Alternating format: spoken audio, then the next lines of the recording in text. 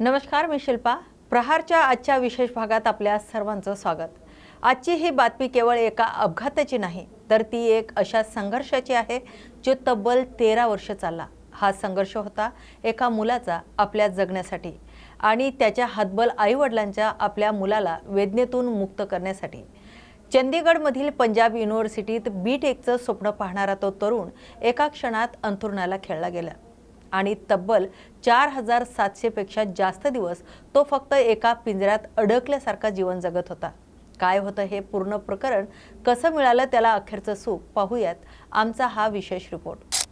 साल 2013 दिल्लीत जन्मलेला हरीश राणा चंदीगडमध्ये इंजिनिअरिंगचं शिक्षण घेत होता, पण नशिबाने त्याचा घात केला। हॉस्टेलच्या 4थ्या मजल्यावरून तो पडला आणि तेथूनच सुरू झाला त्याचा कधीही न संपणारा वनवास। क्वाड्रुप्लेजिया या आजाराने त्याला घेरलं, शरीर संपूर्णपणे निकामी झालं, पण श्वास सुरू होता। गेल्या 13 वर्षापासून हरीश केवळ व्हेंटिलेटरवर आणि फीडिंग ट्यूबवर अवलंबून होता। ना तो काही बोलू शकत होता, ना काही अनुभवू शकत होता।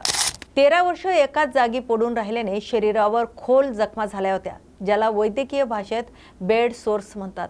आर्थिक परिस्थिती कोलमडली होती, पण बापाचं काळीज मात्र मुलाला त्या वेदनेत पाहू शकत नव्हतं।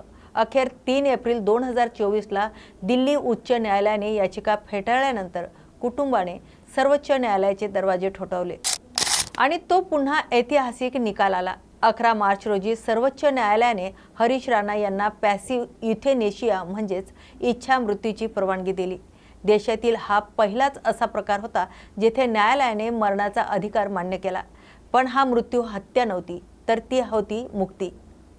या प्रवासात आध्यात्मिक आधार घेणाऱ्या ब्रह्मकुमारी रूपा यांनी हरीशच्या शेवटच्या क्षणाचं वर्णन करत म्हटलंय की त्यांनी हरीशला सांगितलं होतं, हे आत्म्या या देहरूपी पिंजऱ्याला सोडून उडून जा आणि एक नवीन सुंदर शरीर धारण कर।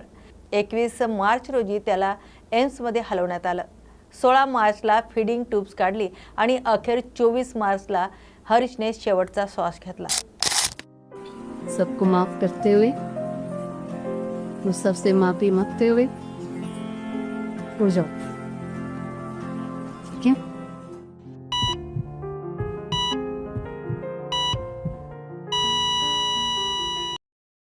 बुधवारी सकाळी ग्रीन पार्क स्मशानभूमीत हरीशवर अंत्यसंस्कार झाले।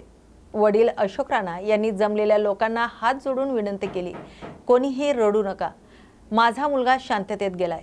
पण हरीश जातानाही रिकाम्या हाताने गेला नाही। मृत्यूनंतर त्याने 6 जणांना जीवनदान दिलंय। हरीशचे दोन्ही फुफ्फुस, दोन्ही किडनी आणि डोळे दान करण्यात आले। हरीश राणा यांचं एक प्रकरण केवळ एक कायदेशीर निकाल नाही, तर तो मानवी संवेदना आणि विज्ञानासमोर उभं राहिलेल्या एका मोठ्या प्रश्नाचं उत्तर आहे। 13 वर्षाच्या वेदनेनंतर हरीश आता शांत आहे आणि जाता जाता 6 घरांमध्ये त्याने प्रकाशाची ज्योत पेटवली। आजच्या प्रहारमध्ये आपण येथेच थांबतोय। पाहत राहा ताज्या बातम्यांसाठी न्यूज मराठी 24/7। नवा भारत, नवा विचार।